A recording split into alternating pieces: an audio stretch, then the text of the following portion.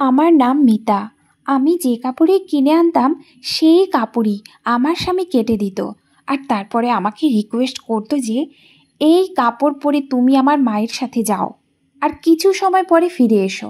আমি জানতেও পারতাম না যে আমার শাশুড়ি আমাকে কোথায় নিয়ে যায়। একদিন আমি আমার স্বামীর কথা খুব সহজেই মেনে নিলাম আর শাশুড়ির সাথে যাওয়ার জন্য রেডি হয়ে গেলাম। কিন্তু যখনই আমার শাশুড়ি আমাকে তার সাথে নিয়ে যেত, তখনই তিনি আমার চোখে কাপড়ের পট্টি বেঁধে দিতেন। তিনি আমাকে খুব কঠোরভাবে নিষেধ করে দিতেন যে তুমি ভুল করেও নিজের চোখের বাঁধন খুলবে না। যদি তুমি এরকম করো তাহলে ছেলেকে বলে তোমাকে ডিভোর্স দিয়ে বাড়ি থেকে বের করে দেব। আমি আমার স্বামীকে খুব ভালোবাসতাম, সেই কারণেই শাশুড়ি আর স্বামীর সমস্ত কথা মেনে নিতাম। এখন তো প্রতিদিন আমার শাশুড়ি আমার চোখে কাপড় বেঁধে আমাকে তার সাথে যে জায়গায় নিয়ে যেতেন, সেখানে খুব বেশি চিৎকারের চেঁচামেচির আওয়াজ শুনতে পেতাম। একদিন আমি আমার স্বামীর নজর এড়িয়ে চোখে বাঁধা পট্টিতে ছোট্ট ছোট ছিদ্র করে নিলাম।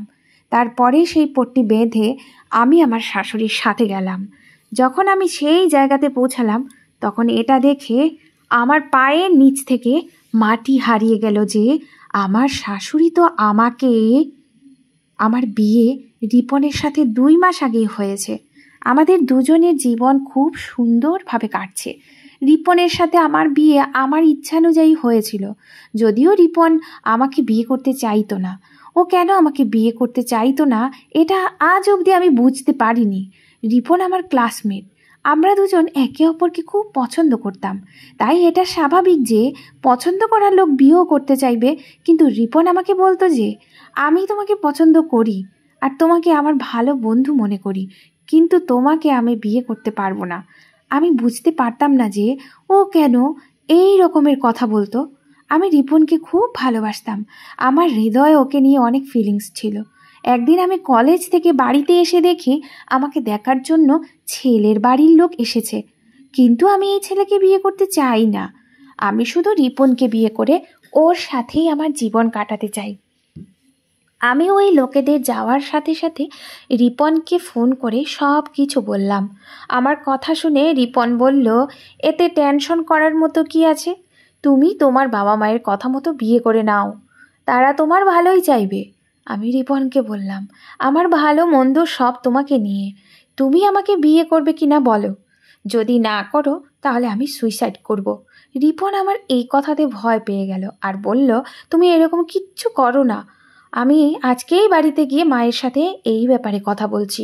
আমি রিপনকে বললাম, তোমার কাছে শুধু এই রাতটার সময় আছে, কেননা আমার বাবা মাকে ছেলের বাড়িতে জবাব দিতে হবে। আর তারা জবাব শুধু তখনই দিতে পারবে যখন আমি তাদেরকে জবাব দিতে পারবো। এই কারণে তুমি আমাকে তাড়াতাড়ি জবাব দাও যে তুমি আমাকে বিয়ে করবে কিনা। আর ভেবে নিও, আমি জবাব শুধু হ্যাঁতেই চাই। যদি তুমি না করে দাও তাহলে আমার মৃত্যুর জন্য দায়ী তুমি হবে। আমার কথা শুনে রিপন ঘাবড়ে গেল আর ও বলল, তুমি চিন্তা করো না, আমি রাত্রের মধ্যেই তোমাকে ফোন করব। এখন আমি অপেক্ষায় রইলাম যে কখন রিপনের ফোন আসবে আর আমি ওর উত্তর পাবো। আমি ভগবানের কাছে প্রার্থনা করছিলাম যে রিপনের জবাব যেন হ্যাঁ হয়। রিপনের কলের অপেক্ষা করতে করতে রাত 12টা বেজে গেল, কিন্তু এখনও ওর কল আসেনি। অপেক্ষা করে করে ক্লান্ত হয়ে রাত্রি 1টার সময় আমি নিজেই ওকে কল করলাম, কেননা আমি আর ধৈর্য ধরতে পারছি না। প্রথম রিংয়েই ও আমার কল রিসিভ করে নিল। আমি রিপনকে বললাম, তুমি এখনও আমাকে কল করনি কেন? আমি কখন থেকে তোমার কলের অপেক্ষা করছি। ফোনে রিপনকে খুব টেনশনে মনে হলো। ও বলল, আমাকে ক্ষমা করে দাও মিতা, আমার মা আমাদের দুজনের বিয়ের জন্য কোনো মতেই রাজি হচ্ছে না। কিন্তু তোমার মা আমাদের দুজনের বিয়ের জন্য কেন রাজি হচ্ছেন না? আমার মধ্যে কি এমন প্রবলেম আছে? রিপন বলল, ব্যাস, এমনিই মানছে না। আমার মধ্যে ভালোবাসার আবেগ ছিল, তাই আমি ওকে বললাম, এখন তুমি দেখো আমি কি করি। এই বলেই রাগে রিপনের কল কেটে দিলাম। আমি রিপনের জন্য নিজের হাতের নার্ভ কেটে নিয়েছিলাম। পরের দিন যখন আমার হুঁশ এলো, তখন আমি হাসপাতালে। রিপন কখন আর কিভাবে আমার ব্যাপারে জানতে পেরেছিল আমি কিছুই জানি না। যখন আমার হুঁশ এলো, তখন আমার সামনে রিপন আর ওর মা দাঁড়িয়েছিল। আমার বাড়ির লোকেরা আমাকে বলল যে একবার অন্তত আমাদেরকে সব কিছু বলতে পারতি, এরপরে রিপনের মা আমাদের বাড়িতে সম্বন্ধ নিয়ে এলো, আর আমি আমার প্ল্যানে সফল হয়ে গেলাম। খুশি খুশি দুই পরিবার মিলে আমরা আর রিপনের বিয়ে কোনো রকমভাবে দিয়ে দিল। রিপনের সাথে আমার বিয়ের 1 মাস পরেই বাড়ির পরিবেশ পাল্টাতে শুরু করে। আমার শ্বশুরবাড়িতে আমার শাশুড়ি আর 2 ননদ ছিল। আমার বাবা মা গরিব, আর রিপনের অবস্থাও এরকমই ছিল। ওর স্যালারি খুবই সাধারণ ছিল। আমাদের দুজনের বিয়ের জন্য রিপন কেন না করেছিল এই ব্যাপারে আমি কখনোই জানতে পারিনি, আর না তো আমি দ্বিতীয়বার এই ব্যাপারে রিপনকে জিজ্ঞেস করার চেষ্টা করেছি। আমার বড় ননদ খুব ভালো ছিল, ও আমাকে খুব ভালোবাসতো আর আমার খুব সম্মান করত। ওর সাথে আমার খুব ভালো বন্ধুত্ব হয়ে গেছিল। একদিন আমার স্বামী আমাকে শপিং করার জন্য কিছু টাকা দিয়ে বলল যে তুমি আমার বোনেদের সাথে চলে যেও। আমি নিজের ননদকে নিয়ে মার্কেটে শপিং করার জন্য চলে গেলাম। আমার স্বামী আমাকে 2টো শাড়ি কেনার জন্য টাকা দিয়েছিল, আমি 2টো কাপড়ই কিনেছি। আমি আমার ননদকে খুশি করার জন্য চুড়ি কিনে দিয়েছি। ও চুড়ি পেয়ে খুব খুশি হয়ে গেছিল। আমার কাছে এত টাকা ছিল না যে আমি আমার ননদকে কোনো ড্রেস কিনে দিতে পারি। আমার স্বামী শিক্ষিত ছিল আর খুব স্মার্ট। ওর এই স্মার্টনেস দেখে আমি ফিদা হয়েছিলাম। আমি চাইতাম যে আমি রিপনকে এতটা ভালোবাসবো যে ওর আমাকে ছাড়া থাকার অভ্যেসই থাকবে না। শপিং করে বাড়িতে এসে খুশি খুশি আমি আমার কাপড় নিজের স্বামীকে দেখালাম। ওরও কাপড় দেখে খুব পছন্দ হয়। নিজের স্বামীকে দেখে আমার এরকম মনে হলো যেন আমার সমস্ত কষ্ট সার্থক হয়েছে। রিপন ঘরে এলো, আমিও ওর পেছনে পেছনে ঘরে চলে এলাম। এরপরে আমি ওই কাপড়ের মধ্যে থেকে একটা কাপড় বের করে পরে রিপনকে দেখালাম। রিপন আমাকে দেখে বলল, তোমাকে এই কাপড়ে খুব সুন্দর লাগছে। আমার স্বামী অবশ্যই গরিব, কিন্তু সে আমার সমস্ত স্বপ্নকে পূরণ করত। এরপরে আমি নিজের নতুন কাপড় খুলে পুরনো কাপড় পরে শুয়ে পড়লাম। পরের দিন যখন আমি আমার নতুন কাপড় পরার জন্য বের করলাম, তখন এটা দেখে আমার পায়ের নিচ থেকে মাটি বেরিয়ে গেল যে আমি কালকে যে নতুন কাপড়গুলো নিয়ে এসেছিলাম সেগুলো কেচি দিয়ে কাটা। কাপড়ের বিভিন্ন জায়গায় কাটা চিহ্ন ছিল। ওই কাপড়গুলো দেখে আমি হতবাক হয়ে গেলাম। এরপরে আমি আমার কাপড়, অন্য কাপড় দেখলাম, সেগুলোও কাটা। আমি আমার স্বামীকে বললাম, যদি তোমার আমার কাপড় পছন্দ নাই হয়ে থাকে তাহলে তুমি আমাকে বলতে পারতে, আমি কাপড় চেঞ্জ করে আনতাম।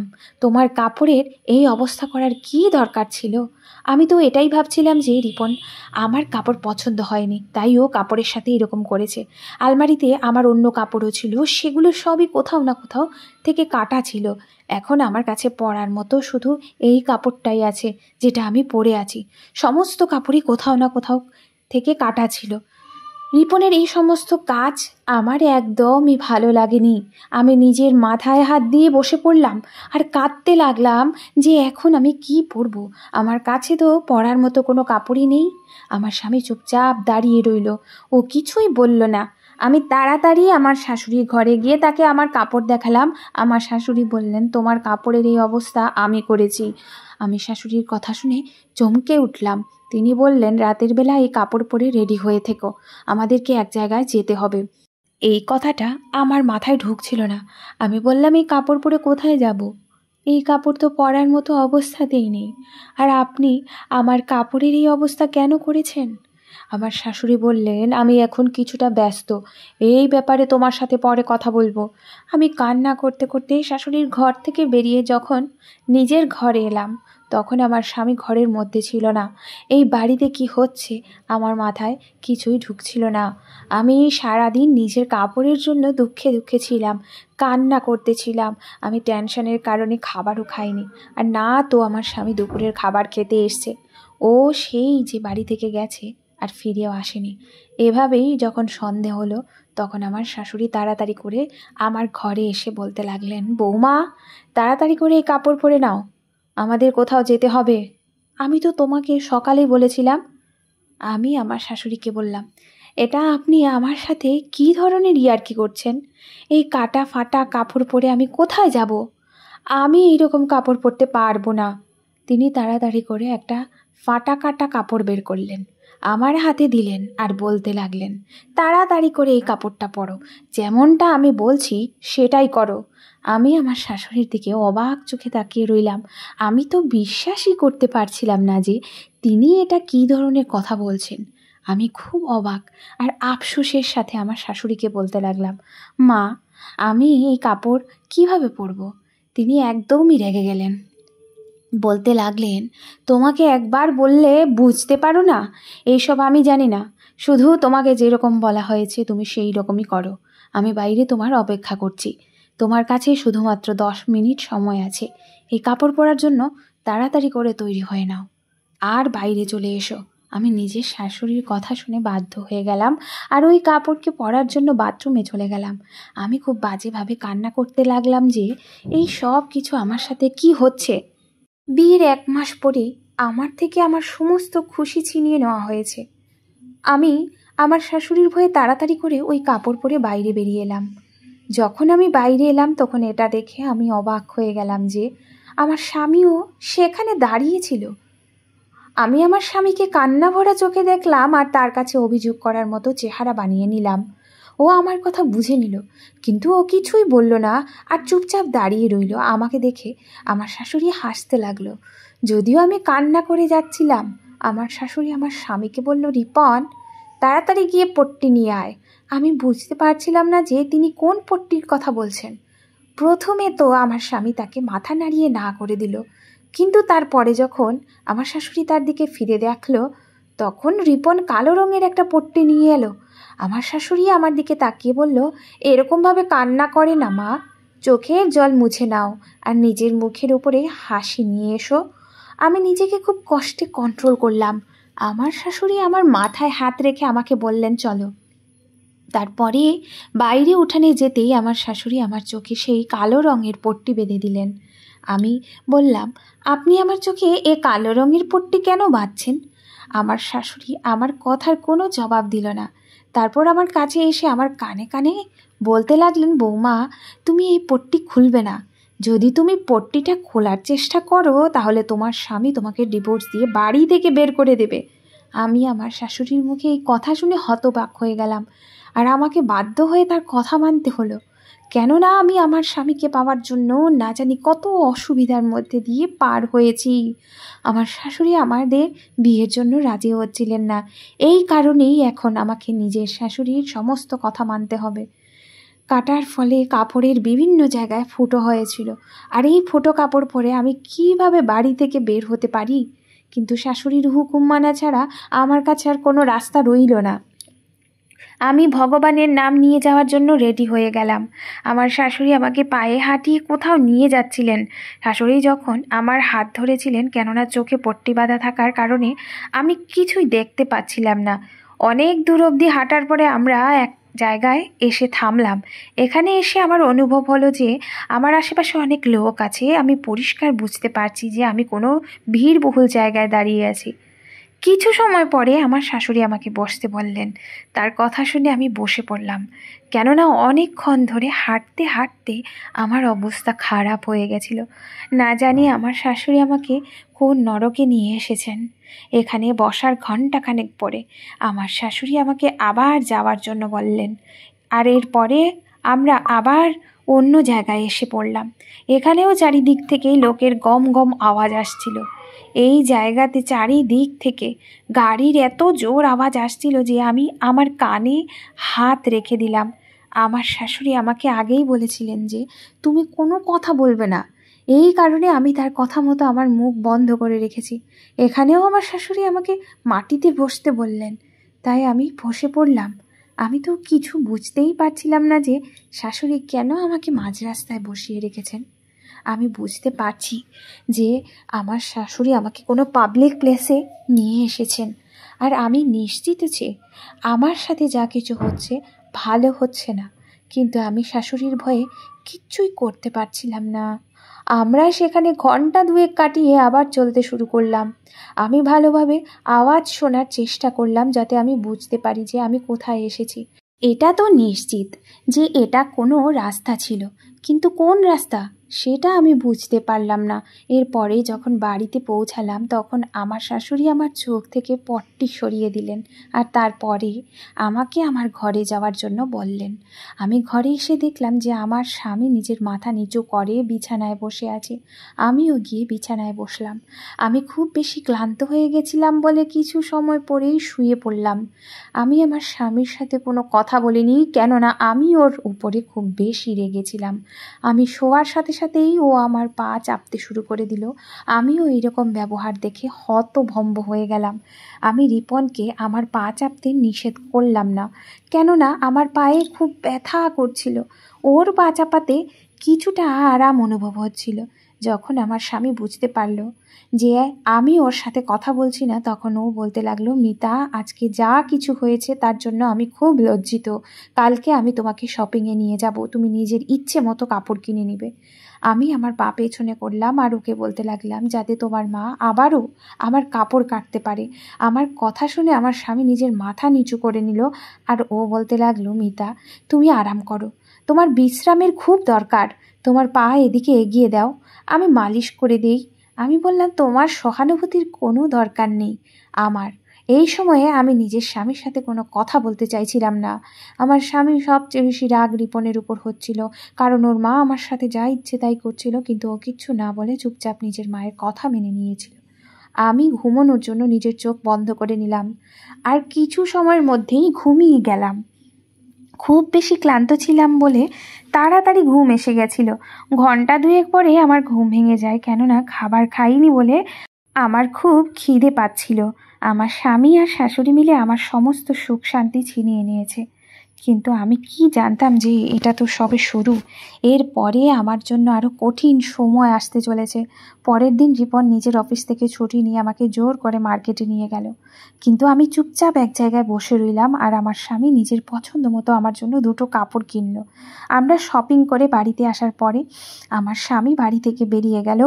ও যাওয়ার সময় আমাকে বলেছিল, তুমি আরাম করো, আমি আমার এক বন্ধুর সাথে দেখা করে আসি।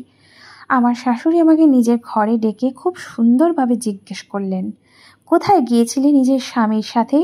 আমি তাকে বললাম যে আমি রিপনের সাথে শপিং করতে গিয়েছিলাম। আরও কিছু এদিক ওদিকের কথা বলার পরে তিনি আমাকে বললেন, বৌমা, তুমি তো জানো রিপনের জন্য বড় বড় ঘর থেকে সম্বন্ধ আসছিল। আমার ছেলের পেছনে অনেক মেয়ে পাগল হয়ে গেছিল, কেননা ও দেখতে এতটা স্মার্ট আর হ্যান্ডসাম। কিন্তু আমার ছেলে তো তোমাকে বিয়ে করার জন্য পাগল হয়েছিল, আর তুমিও ওকে মরার ভয় দেখাচ্ছিলে।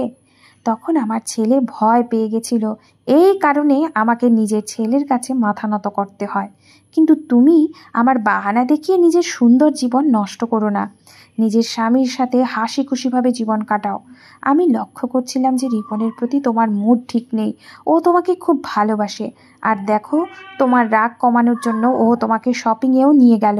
শাশুড়ির কথা আমার ঠিক মনে হয়েছিল, তাই ভাবলাম, ঠিক আছে, চলো, যা হওয়ার তা হয়ে গেছে, আমাকে নিজের স্বামীর সাথে ভালোভাবে থাকতে হবে। রিপনকে বেশি বিরক্ত করা ঠিক না, এরকম যেন না হয় যে ও আমার উপরে বিরক্ত হয়ে অন্য কোথাও নিজের মন দিয়ে বসে। ওই বেচারাও তো আমাকে বিয়ে করার জন্য অনেক স্যাক্রিফাইস করেছে। আমি শাশুড়ির কথা শুনে নিজের ঘরে চলে এলাম আর নিজের স্বামীর ফিরে আসার অপেক্ষা করতে লাগলাম। কিছু সময় পরে আমার স্বামীও এসে গেল। আমি ওকে বললাম, রিপন, আই এম সরি, আমি আমার ভুলের জন্য তোমার কাছে ক্ষমা চাইছি, কিন্তু তোমাকে আমার কাছে একটা প্রতিজ্ঞা করতে হবে। আমার কথা শুনে রিপন খুশি হয়ে বলতে লাগলো, হ্যাঁ, যা হুকুম করবে। আমি রিপনকে বললাম, যেটা তোমার মা আমার সাথে করেছে তুমি আমার কাছে প্রতিজ্ঞা করো এরকম যেন আর কখনো না হয়। রিপন নিজের মাথা নাড়িয়ে দিল আর বলতে লাগলো, আমি পুরো চেষ্টা করব এরকম কিছু যেন না হয়, যাতে তোমার অসুবিধা হয়। হঠাৎই ও আমার দিকে তাকিয়ে বলল, মিতা, তুমি তো জানো আমার মা কিছুটা রাগী আর জেদি, আমাকে তার কথা বাধ্য হয়ে মানতে হয়। কিন্তু আমার মা মনের দিক থেকে খারাপ না, তিনি খুব ভালো, তাই তো আমার খুশির জন্য তিনি তোমার সাথে আমার বিয়ে মেনে নেন। যদিও তিনি প্রথমে আমাদের বিয়ের জন্য রাজি ছিলেন না, শুধুমাত্র নিজের ছেলের খুশির জন্য রাজি হয়ে যান।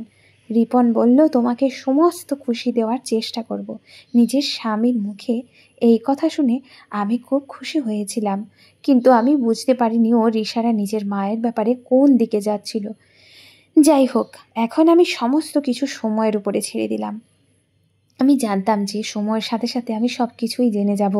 নিজের স্বামীর সাথে সারাদিন সুন্দর সময় কাটানোর পর বিকেলবেলা আমি আমার 2 ননদের ঘরে গিয়ে বসলাম আর ওদের সাথে এদিক ওদিকের কথা বলতে ব্যস্ত হয়ে গেলাম। কিছু সময় পরে ওদের সাথে কথা বলে যখন আমি নিজের ঘরে ফিরলাম, তখন এটা দেখে আমি হতভম্ব হয়ে গেলাম যে আমার নতুন কাপড়ও কাটা ছিল। এইসব দেখে আমার খুব বেশি রাগ হয়েছিল। আমি তো ভেবেছিলাম সব কিছু ঠিক হয়ে গেছে, কিন্তু এটা আমার মনের ভুল ছিল। সন্ধেবেলা আবার আমার শাশুড়ি আমার ঘরে এলেন আর বললেন, এর মধ্যে একটা কাপড় তাড়াতাড়ি করে পরে রেডি হয়ে নাও, আমাদের যেতে হবে। আমি কিচ্ছু বুঝতে পারছিলাম না যে আমার শাশুড়ি আমার সাথে এরকম কেন করছেন। আমি তার কথা মতো তাকে কোনো প্রশ্ন করলাম না, চুপচাপ ওই কাপড় পরে নিলাম। আমার শাশুড়ি হেসে আমার চোখে সেই কালো রঙের পট্টি বেঁধে দিলেন আর বললেন, যেদিনই তুমি এই পট্টি খোলার চেষ্টা করবে সেদিনই আমি আমার ছেলেকে দিয়ে তোমাকে ডিভোর্স দেওয়াবো। তুমি তো জানো আমার ছেলে আমার সমস্ত কথা মেনে নেয়। শাশুড়ির কথা শুনে আমি শকড হয়ে গেলাম। এরপরে শাশুড়ি আমার চোখে সেই পট্টি বেঁধে দিলেন আর বাইরে নিয়ে এসে বলতে লাগলেন, এখন আমার সাথে চলো। এই সময় রিপন বাড়িতে ছিল না। আমার শাশুড়ি তাড়াতাড়ি করে আমার হাত ধরে আমার ননদকে চিৎকার করে বললেন যে দরজা বন্ধ করে দে। আমি চুপচাপই রইলাম, কারণ আমি জানতাম আমার কোনো কিছু বলাতেই কোনো লাভ হবে না। আমরা দুজন শাশুড়ি বৌমা আজকে আবার পায়ে হেঁটে যাচ্ছিলাম। কালকেও পায়ে হেঁটে গেছি, এই কারণে আমার পা এখন থেকেই ব্যথা করতে শুরু করে দিয়েছে। আমি চোখে জল মুছছি আর শাশুড়ির কথা মতো চলছি। এখন আমি অনুভব করতে পারছি যে রিপনকে বিয়ে করে খুব বড় ভুল করে ফেলেছি। যদিও আমার প্যারেন্টস আমার বিয়ে অন্য কোথাও দিতে চাইছিল, এখন যেহেতু এই বিয়ে নিজের ইচ্ছায় জেদ করে করেছি, তাই আমাকে এই বিয়ে যে কোনো প্রকারে টেকাতে হবে। এখন আমার বিয়ের দিন মায়ের কথা মনে পড়ে গেল। মা বলেছিলেন যে, মিতা, তোর জেদের কারণে আমরা এই ছেলের সাথে তোর বিয়ে দিচ্ছি, না হলে তোর জন্য যে ছেলে আমরা দেখেছিলাম সেই ছেলে খুব বড় লোক আর তাদেরকে ফ্যামিলিও খুব ভালো, তুই সেখানে সব সময় খুশিতে থাকতি। এখন যেহেতু তুই নিজের ইচ্ছায় বিয়ে করেছিস, তাই তোকে নিজের লাভ ম্যারেজকে টিকিয়ে রাখতেই হবে, কেননা 90% ক্ষেত্রে লাভ ম্যারেজ সাকসেসফুল হয় না। মায়ের এই কথা শুনে আমি তাকে বলেছিলাম যে রিপন আমাকে খুব ভালোবাসে আর আমি তোমার সাথে এই ব্যাপারটা নিয়ে শর্ত লাগাতে পারি যে আমার বিয়ে অ্যারেঞ্জ ম্যারেজের থেকে ভালোও কাটবে। আমার সুইসাইডের চেষ্টার কারণে আমার প্যারেন্টস আর রিপনের মা আমার আর রিপনের বিয়ে মেনে নিয়েছিল। তখন আমার মনে হয়েছিল যে আমার ভাগ্য খুলে গেছে, কিন্তু আমি কি জানতাম যে আমার ভাগ্য খোলেনি, বরং আমার জীবন এইভাবে খারাপ হয়ে যাবে। আমি এখন মনে মনে পস্তাচ্ছিলাম যে যদি আমি আমার প্যারেন্টসদের ইচ্ছা মতো সেই ছেলেকে বিয়ে করে নিতাম, তাহলে হয়তো আমার ভাগ্যে এসব ঘটতো না। কিন্তু আমার ভাগ্যে মনে হয় এইসব হওয়া লেখা ছিল। আমরা আবার কালকের মতোই সেই জায়গাতে পৌঁছে গেলাম যেখানে চিৎকার আর চেঁচামেচি ছিল। 2-3 ঘন্টা এভাবেই এদিক ওদিক ঘুরতে ঘুরতে কেটে গেল। আমার শাশুড়ি আমাকে কখনো বসতে বলতেন, আবার কখনো বলতেন উঠে দাঁড়িয়ে পড়ো, আর সাথে এটাও বলতেন যে কথা একদমই বলবে না, ব্যাস আমি যেরকম বলছি সেরকমই করতে থাকো। 2-3 ঘন্টা পরে আমরা নিজেদের বাড়িতে ফিরে এসে ঘরে ঢুকতেই আমার স্বামী আমার পা চাপতে শুরু করে দিল, কিন্তু আমি মনের শান্তি পাচ্ছিলাম না। আমার মনে মনে ভাবছি, না জানি কতদিন আমার সাথে এইসব চলবে। আমি আমার স্বামীকে জিজ্ঞেস করলাম, তোমার মা আমার সাথে এইসব কিছু কেন করছেন? কিন্তু আমার স্বামী চুপ করে রইল। তাই আমি মনে মনে ভেবে নিলাম যে সত্যিটা আমাকে নিজেই জানতে হবে। আমি রাতে শুয়ে শুয়ে প্ল্যানিং করলাম। সকালবেলা আবার আমার স্বামী আমাকে বলল যে চলো, আমি তোমাকে শপিংয়ে নিয়ে যাচ্ছি। আমি আজকে আমার স্বামীকে শপিংয়ের জন্য না করে দিলাম আর শাশুড়িকে বললাম, মা, সন্ধেবেলা কোন সময় আমাকে আপনার সাথে যেতে হবে? আমার এই কথা শুনে শাশুড়ি খুশি হয়ে বললেন, সন্ধে 6টার সময় তুমি একদম রেডি হয়ে থেকো। সারাদিন পার হওয়ার পরে যখন সন্ধে 6টা বাজলো, তখন আমি সেই পুরনো কাটা কাপড়ের মধ্যে থেকে একটা কাপড় বের করে পরে রেডি হয়ে নিজের ঘর থেকে বাইরে বেরিয়ে এলাম। তখনই আমি নিজের স্বামীর কথা বলার আওয়াজ পেলাম। ও নিজের মাকে বলছিল যে, মা প্লিজ তুমি মিতার সাথে এই সব কিছু করো না। কিন্তু আমার শাশুড়ি আমার স্বামীর কোনো কথা না শুনে আমার চোখে পট্টি বাঁধতে এলেন। তখনই হঠাৎ আমি আমার শাশুড়িকে বললাম, দাঁড়ান মা, এই চপ্পলে আমার পায়ে খুব ব্যথা হয়, আমি অন্য চপ্পল পরে আসছি। আমার শাশুড়ি বলেন, আচ্ছা ঠিক আছে, তাড়াতাড়ি এসো। আমার চোখে বাঁধা পট্টি হাত দিয়ে খুলে হাতে তার করে নিয়ে নিজের ঘরে ঢুকলাম। আমি তাড়াতাড়ি করে কাঁচি বের করে পট্টিতে এমনভাবে ফুটো করলাম যাতে এই ফুটো দিয়ে আমি দেখতে পাই, কিন্তু বাইরের থেকে যেন কেউ বুঝতে না পারে। আমি তাড়াতাড়ি করে কাজ শেষ করে অন্য চপ্পল পরে বাইরে বেরিয়ে এলাম।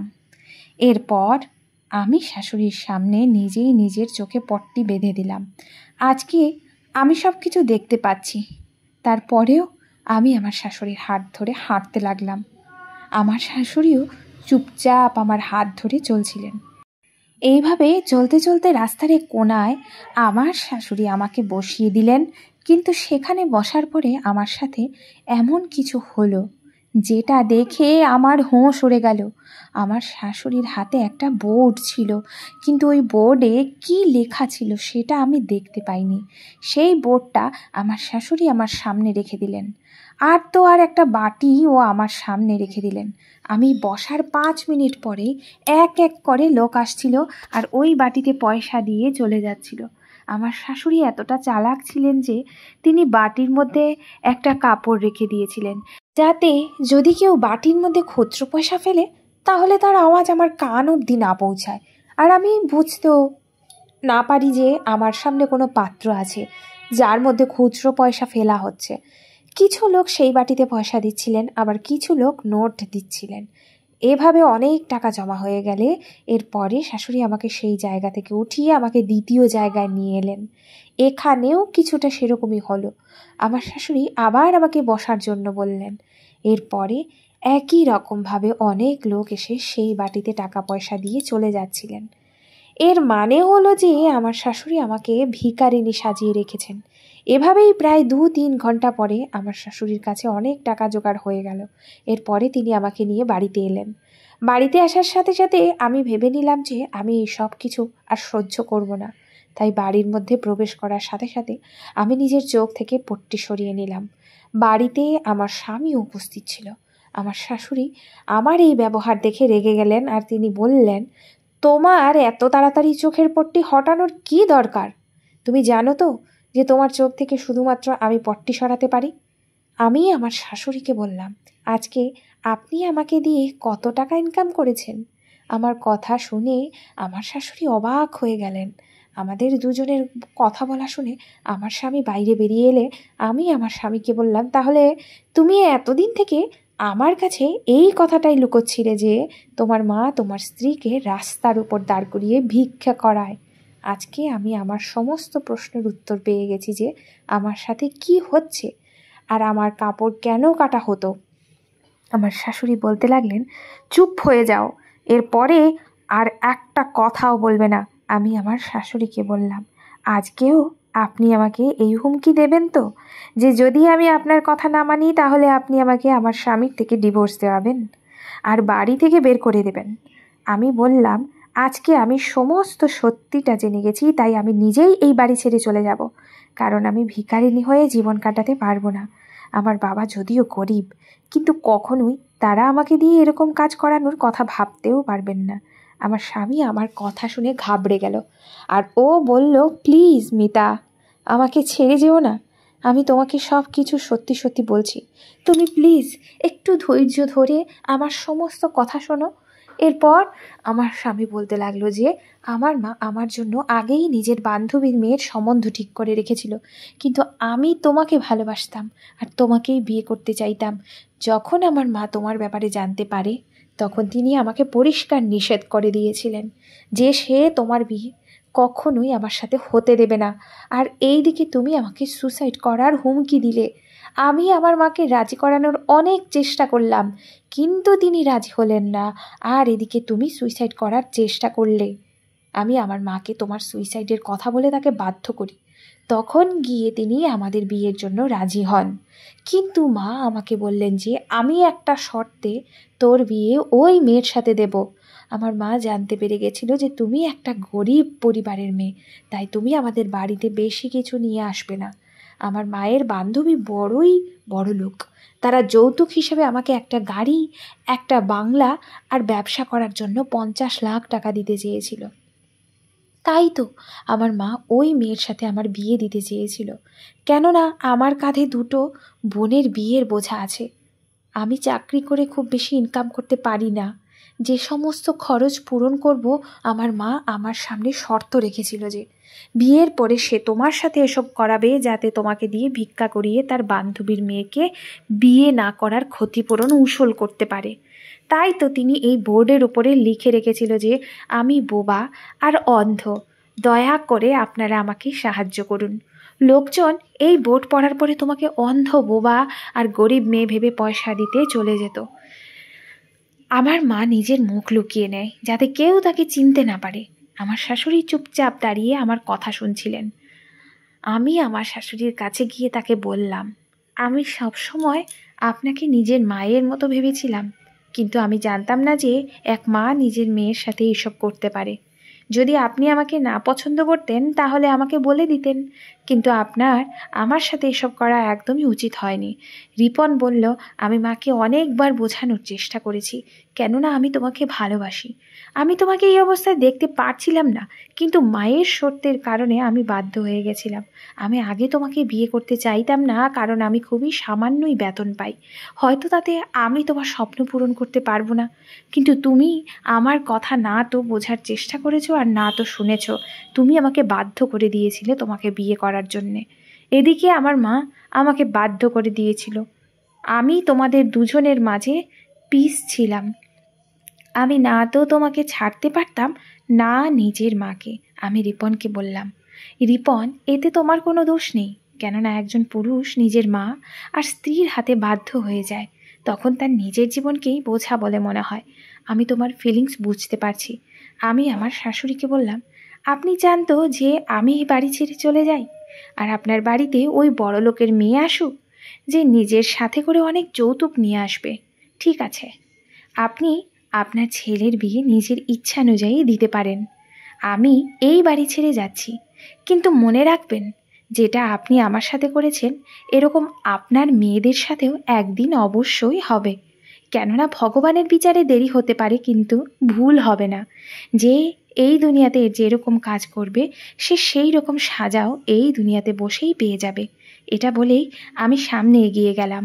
আমার শাশুড়ির হয়তো অনুভব হয়েছিল যে তারও দুটো মেয়ে আছে, যদি তার ছেলে মেয়েদের সাথে কেউ এরকম করে তাহলে সে সহ্য করবে কিভাবে।